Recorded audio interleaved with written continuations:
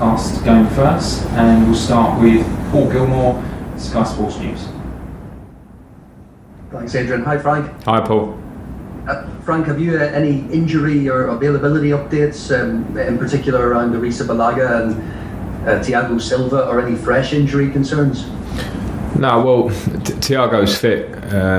Taking him out of the trip to Russia was more of a maintenance issue for him. Kepa is outside as I speak, has got some progression in his shoulder injury. So we're hopeful, but we'll see with that one. And in terms of the rest of the squad, we don't have any clear injuries, but we do have a bit of a tired group. We arrived back quite late in the early hours of this morning, so I'll have to assess everybody as much today, but probably more tomorrow, to see how they've settled down over the next 24 hours, and we'll see where we're at. So clearly, perhaps some tiredness a factor, but how much do you consider previous success in fixtures when selecting a team? I'm thinking specifically of Pulisic and the impact he made at Burnley last season. Yeah, no, I don't. I'm aware of it. I don't always factor in games from last season, but I'm aware of it. Christian played a lot of good games last season. He's an important player for us. Came on last night and we saw his qualities, and it was important that he had some rest last night because he's played 3 games in a week since he's come back from injury. So I'll have to take the balance of history or the players, the fresher ones I feel, and also trying to keep some consistency and stability in a starting 11. You mentioned Pulisic and his impact last night, Ziyech as well, Hudson-Odoi, and then that's before we mention all the other attacking players. How are you finding that in terms of trying to fit them all in? Does the sheer number of games help you convince them that their time will come? Yeah, well, I mean, with Hakim Ziyech, I thought he was really good last night, and you consider that's his first start for months, so he hasn't been fit, so that was a big plus of the evening. With the other players you mentioned, I think not just myself, but all the managers, particularly managers who are competing in European football at the moment, and finding that this is a really heavy schedule of games.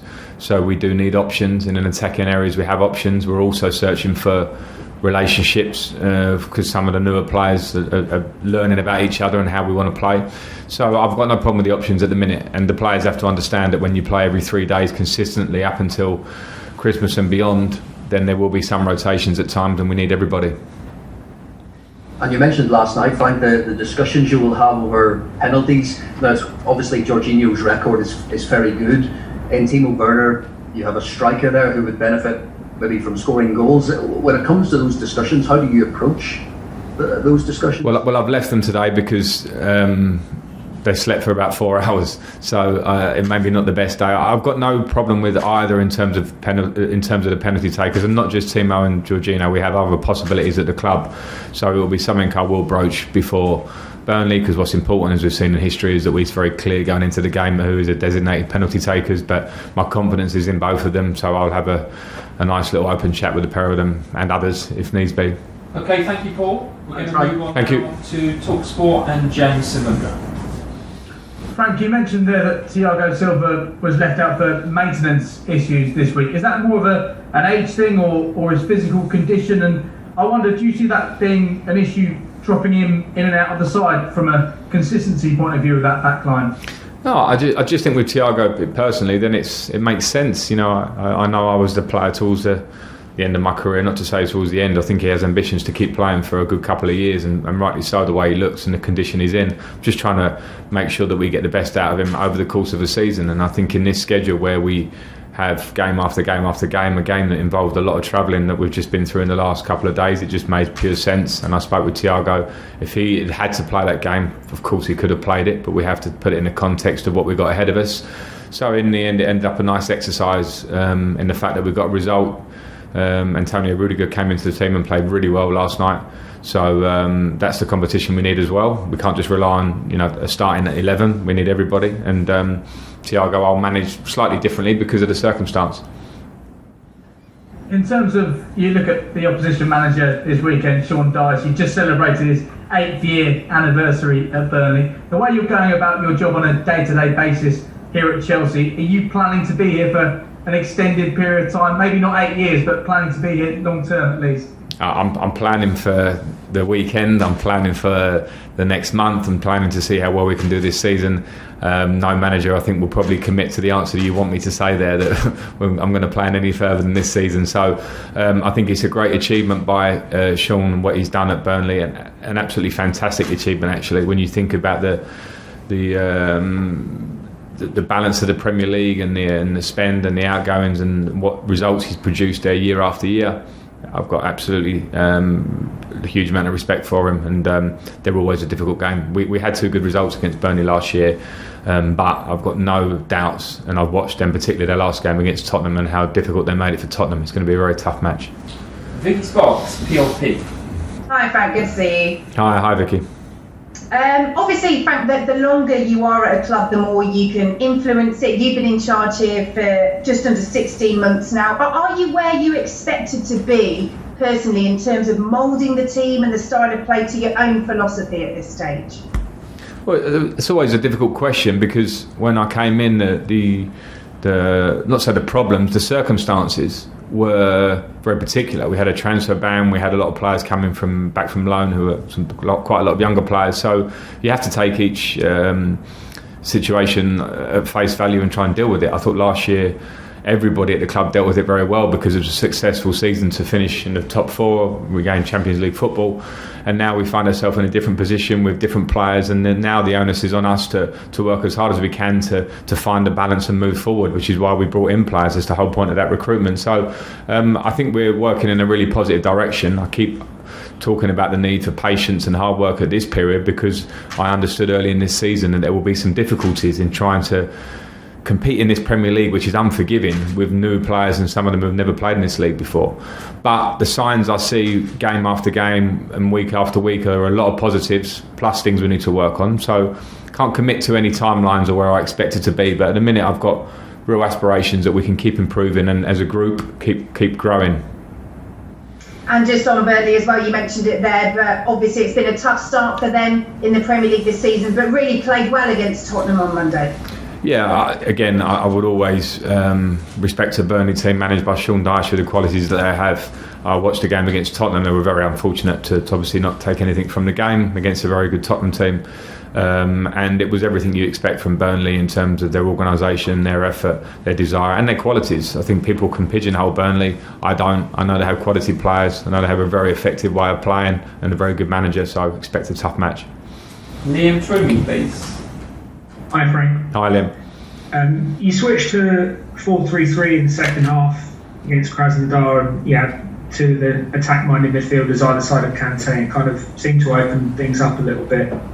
We saw that after the restart last season as well. Is that something that you're going to want to look at in the weeks ahead a little bit more of?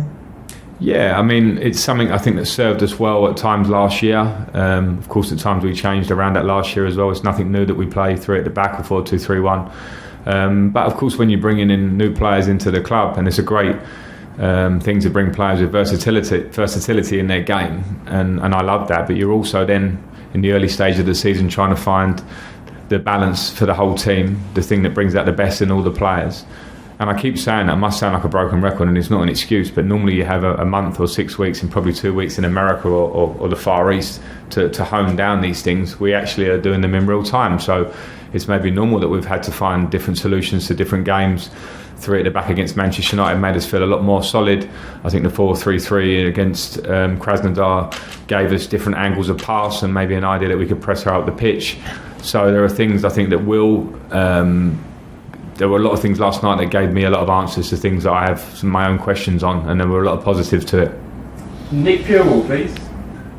Hi Frank, is it fair to assume that Jorginho won't have lost any of his nerve in terms of penalties, just because he's missed a couple? And just separately on Ziyech, obviously we saw him moving off his wing and creating a bit potentially. And does that kind of set a good example for what you want in terms of attacking fluidity? I think with Jorginho, if you're going to take penalties as regularly as he does, and I did, you're going to miss some, and you might have a patch where you miss a couple because of the level of goalkeeper, the pressure situation. It was not normal actually that Jorginho had such a great record. That made him sort of unique and stand out. So I've got no worries with his confidence, and he shouldn't have any lack of confidence for it. So yeah, I'm not concerned about that at all. I'll speak to him about it myself.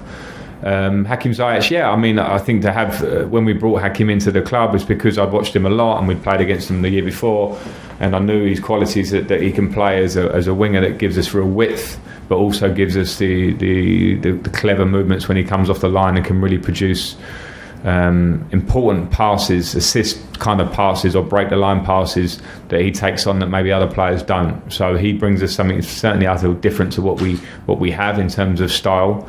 And the real glimpses, and more than glimpses, that he showed last night are really positive signs. Okay, we're going to do two more in this section, Nizar Kinsella and then Jerry Cox to finish.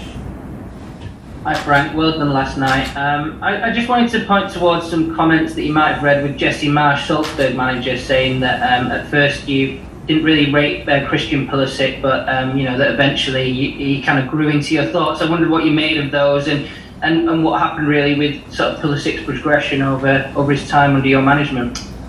Yeah, I did read the comments. I was surprised that Jesse had managed to read my mind as well as he thought he did.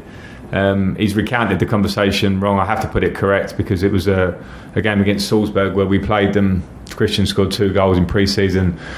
Fair enough, Jesse came up to me and said what a talented player Christian was, which I knew and I agreed with, and I spoke about the fact that it was such exciting to see how he can develop for us with the talent that he has. That was the conversation. Jesse managed to put it across slightly differently.